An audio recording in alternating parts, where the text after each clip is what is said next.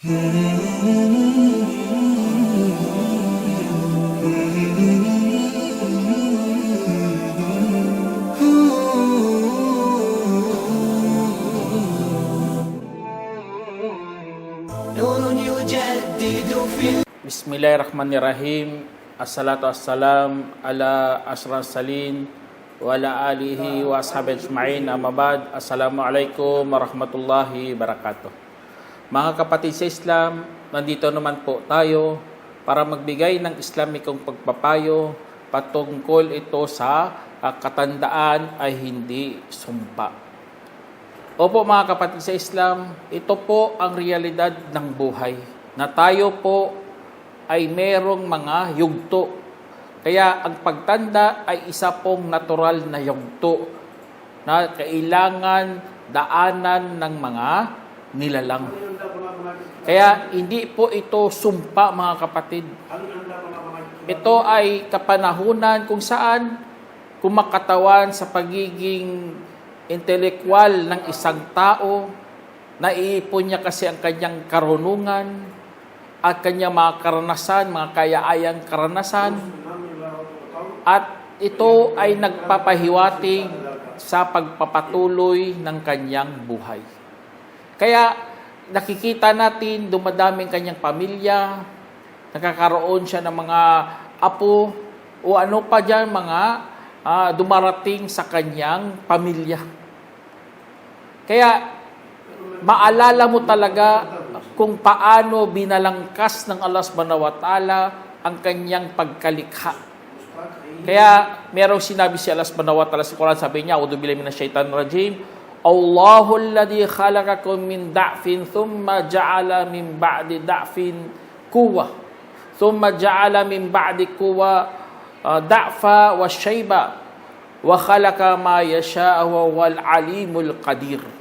Sa sinabi ng Allah subhanahu wa ta'ala sa banal na Quran, sabi niya, si Allah ang yaong lumikha sa inyo mula sa kahinaan at pagkasunod ay ginawa niya pa matapos ng kahinaan ang kalakasan at ang pagkasunod ay ginawa niya matapos ng kalakasan ang kahinaan at ubanin. Lumilikha siya sa anumang kanyang nanaisin at siya ang maalam na may kakayahan. Kaya dito, pinapakita talaga ang kapangyarihan ng Allah subhanahu wa ta'ala. Kaya sa pagiging sa katandaan, yun po ang isa sa mga tanda yan ng Allah. At walang makakatakas dyan mga kapatid. Kasi nga tanda yun ng Allah. Kaya kung ikaw humahanap ng tanda ni Allah, nandyan na yan sa harapan mo. Mismo ang iyong sarili ay nagiging saksi at naging tanda ni Allah subhanahu wa ta'ala. Kasi nga, pinapatikim sa iyo ang kahinaan, pagkatapos kalakasan, tapos babalik ka naman ulit sa pagiging mahina at meron ka ng mga ubanin ka na. Ha? Kaya ang Allah subhanahu wa ta'ala talagang siyang maalam at meron talagang siyang kakayahan. Kaya ang sino mang tumaliwas sa ganitong yugto ay talagang mapapahamak mga kapatid. Ha? Kailangan nating magbalik loob talaga kay Allah.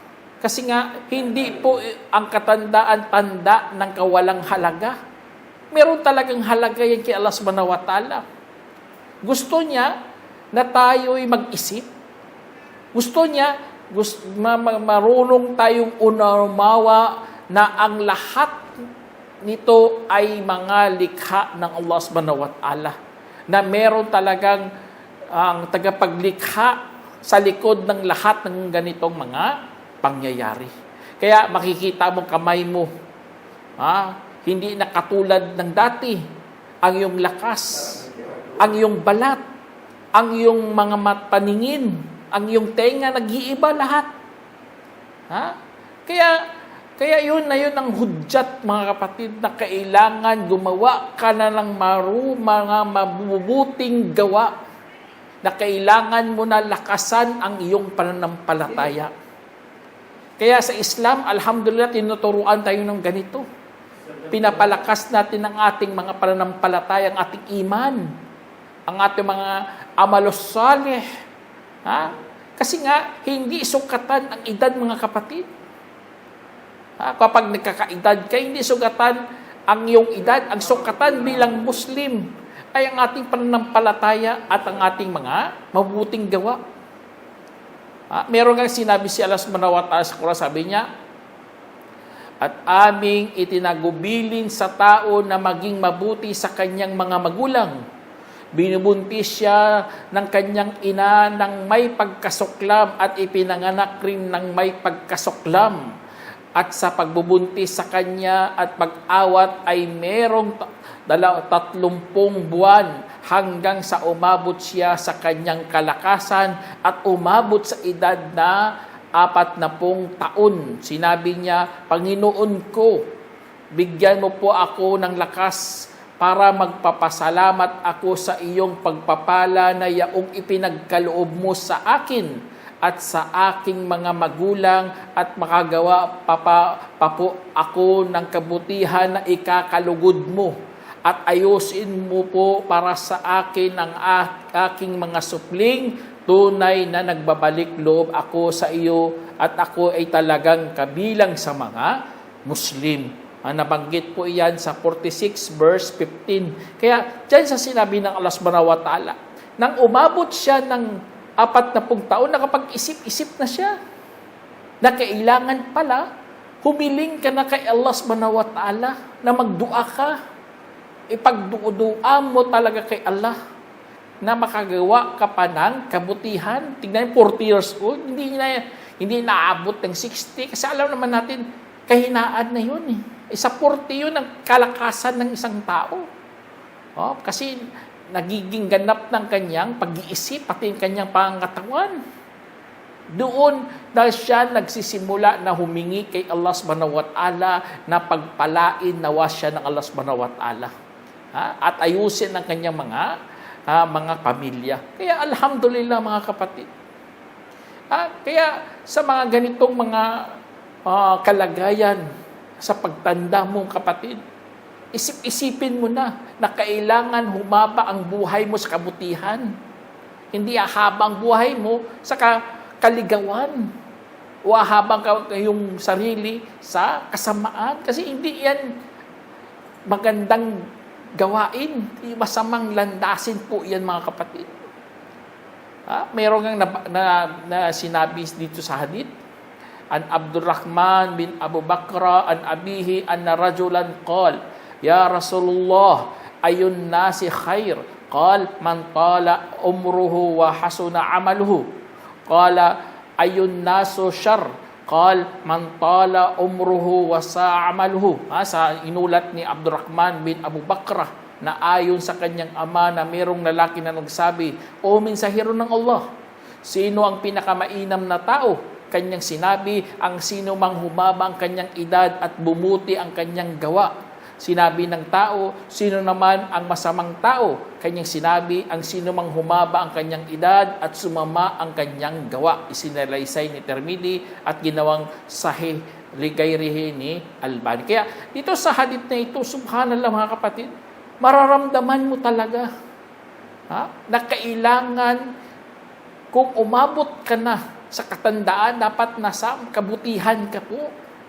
Huwag mo nang hintahin na darating ang kamatayan na sa kasamaan ka kasi malalagot ka talaga kay Allah. At ang sino mang nasanay sa mabuting gawa ay mamamatay sa magandang pangwakas. Tinatawag nating husnul khatimah. Mamamatay ka kasi nasanayan mo na paggawa ng kabutihan. Kung nasanay ka sa paggawa ng kasamaan, mano ka talaga masamang pangwakas yan. Nakakatakot kayo yan minsan kapag nasanay ka na o kaya nalilibang ka na sa paggawa ng kasamaan, nalilimutan mo na ang pag-alala kay Allah subhanahu wa ta'ala at yun pa ang iyong ikinamatay ay talagang mapapahamak ka sa araw ng paghukom. Lalo na ang mga manginginom ng alak. Kahit matandaan, manginginom pa rin, audibillah. Walang iniisip kundi inom. Walang iniisip kundi paggawa ng kasamaan, paggawa ng pagtatakwil, paggawa ng mga pagsusuway sa Diyos. Kasi nga, nasanayan na ng katawan niya, hanap-hanap niya na kapatid. Kaya sa pagtanda mo, kailangan nasanay na ang iyong katawan o kaya ang sarili mo noong kabataan ka pa sa paggawa ng mga kabutihan. Kaya inutusan tayo lagi magsala, kaya magbisita sa mga ulama o sa mga pagbibigay ng sadaka, inutusan tayo niyan para masanay ka, para pagdating ng iyong pagtanda, ay magiging mainam ka na tao. Kaya sa katandaan mga kapatid, dapat meron ka ng karunungan at karanasan. Meron kang natamo sa iyong katandaan. Itong napaka-importanting yugto ng buhay mga kapatid. Dapat marunong ka na. Dapat marami ka ng karanasan. At alam naman natin ang karunungan ay paglagay ng mga bagay sa kanilang mga wastong lugar yan. Ang karanasan naman, dapat nagmumula iyon sa paulit-ulit na pangyayari o sitwasyon sa buhay mo na ginagamit mo yan. Kaya kung meron kang ganito, meron ka ng karunungan, mga karanasan mo, Allahu Akbar, magagamit mo talaga sa pagpapayo sa mga sunod na lahi. Mapapayuhan mo mga bata, mapapayuhan mo pa ang iyong mga anak. Kasi nga, nagamit mo ang iyong mga karanasan, nagamit mo ang iyong karunungan sa pagtanda mo. Kaya sa Islam mga kapatid, ginagalang talaga natin ang mga matatanda. Dapat iparamdam talaga sa kanilang paggalang. Kasi nga, may mga tao na yan ay nagbibigay na sa iyo ng patnubay. Magbibigay na sa iyo ng kanilang naranasan noong mga kabataan pa sila. Na ang kanilang hangad ay maituwid ka o kaya ang kanilang hangad ay mailigtas ka. Allahu Akbar, ganun na ganun. Kaya merong hadith si Prophet Salam na sabi sa hadith na inulat ni Anas bin Malik radhiyallahu anhu na merong dumating na matanda na gustong humarap sa Propeta sallallahu alaihi wasallam. Ngunit naging mabagal ang mga tao sa pagbibigay sa kanya ng daanan. Kaya sinabi ng Propeta sallallahu alaihi wasallam, hindi namin kaanib ang sinumang hindi naaawa sa ating maliliit at hindi gumagalang sa ating matatanda. Isinalaysay ni Tirmidhi at itinama ni Albani. Kung sa Arabic pa, laysa minna man lam yarham sagiruna wa yuwaqqir kabirana. Yun ang ganun po tayo mga kapatid. Dapat marunong tayong gumalang sa mga matatanda. Kapag sila po nagsasalita, meron kang paggalang, makikinig ka. Huwag mo siyang barahin, huwag siyang bastusin. Pakinggan mo. Meron kang matutunan sa kanyang mga ikinikwento. Kaya alhamdulillah mga kapatid. Kaya sa Islam, tingnan nyo sa Islam, bilang mga Muslim po tayo, ang pagmamano sa mga matatanda, lalo na nakikita natin doon sa atin sa Pilipinas, sa totoo lang, hindi po yan ugali ng mga Muslim. Hindi natin ugali magmamano tayo sa ating mga matatanda. Ang ginagawa natin ay pag humahalik po tayo, halikan mo ang kanyang ulo, o kanyang kamay, o kanyang noo, bilang paggalang sa kanila.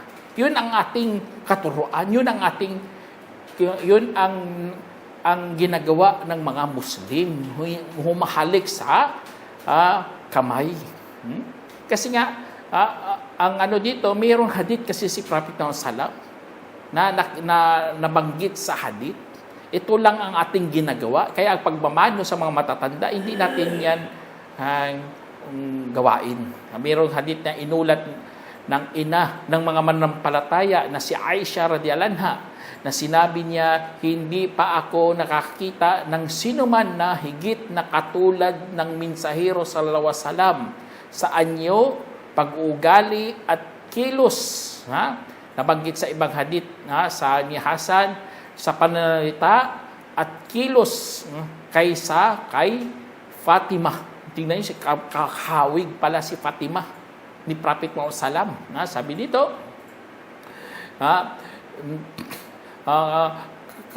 parangalan nawa ng Allah ang kanyang mukha kapag pumasok siya sa mensahero tatayo siya sa kanya at saka hawakan ng mensahero ang kanyang kamay at halikan ito at paupuin sa kanyang lugar. At kapag pumasok naman ang mensahero sa kanya, tatayo siya sa kanya at saka hawakan niya ang kamay ng mensahero at halikan ito at paupuin sa kanyang lugar. Isinalaysay ni Abu Dawud at itinama ni Albani. Kaya dito sa Islam, ganun po ang ginagawa natin sa mga matatanda.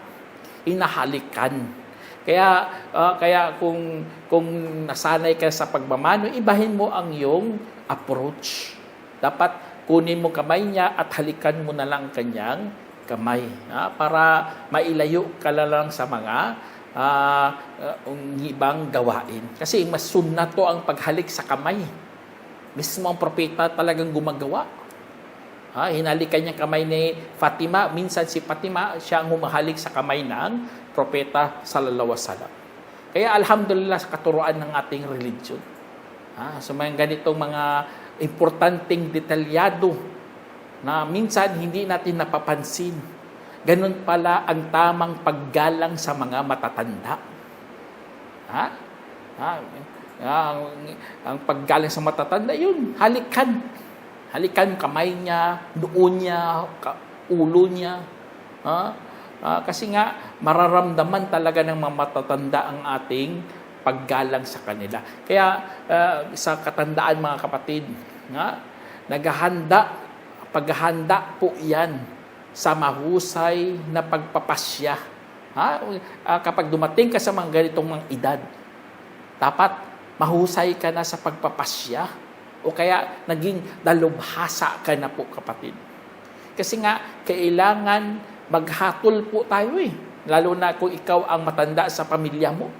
Ikaw nang humatol. Ganun po sa atin. Kaya sa Islam, napaka-importante talaga ang pamilya. Lalo na merong matanda sa pamilya. Kasi nga, siya po ang bibigyan ng ating mga suliranin. Siya magbibigay ng lunas. Kaya kapag humatol ang mga matatanda, dapat ginagamit niya na ang Quran at mga sunna ng Propeta Sallam.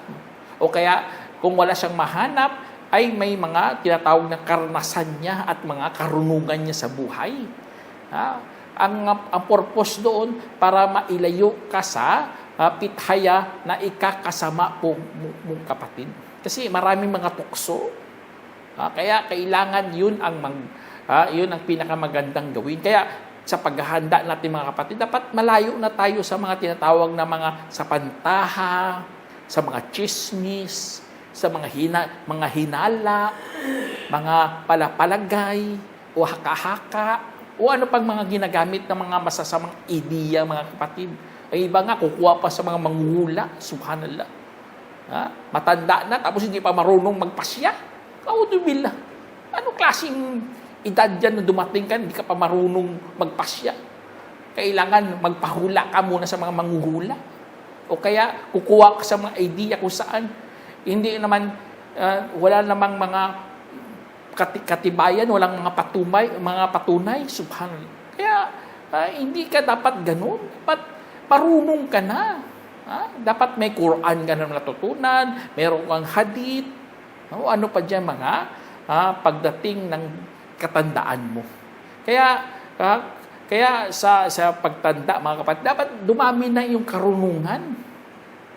Kasi, alam nyo, kapag marami ka ng karunungan, nag-aral ka pa, Quran, hadith, ay talagang pag-iinggitan, pwede ka na pag-inggitan ng mga tao. Mayroong ang hadith si Prophet Salam, sabi dito, la hasada illa fi ithnain, rajulun atahu Allahu malan, pasallata, sabi dito na inulat ni Abdullah bin Mas'ud radhiyallahu anhu na sinabi ng Propeta Salam, walang pagkainggitan maliban sa dalawa. Ang isang lalaki na binibigyan ng Allah ng kayamanan at saka inuubos niya ito ng may katarungan. At isang lalaki na binigyan ng Allah ng karunungan at saka ipinaghahatol niya ito at itinuturo. Sinalaysay ni Bukhari at Muslim. Kaya tingnan nyo, inapin naghahatol niya at itinuturo. Kasi nga, ganun ang mga dapat sa umabot sa ganitong mga edad. Mayroon na siyang kaalaman. Kasi kung kapag matanda ka na, dapat sapat ng kaalaman mo. Naipon mo na ang mga impormasyon, mga datos, mga katotohanan. At ang gawin mo na lang, lagyan mo ng karunungan sa tamang paggamit at pag-unawa. Kasi naipon mo ng kaalaman. Kailangan magpasya ka na. Kailangan gamitin mo na.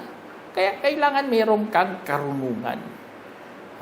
Kaya alhamdulillah bilang mga Muslim, kapag umabot na tayo sa mga ganitong mga edad, nagkakaedad na tayo, naalala natin si Allah subhanahu wa ta'ala, naalala natin kabilang buhay.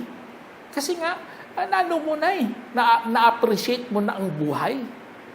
Na-appreciate mo na kung saan ang buhay pala ay dapat inaalay kay Allah subhanahu wa ta'ala.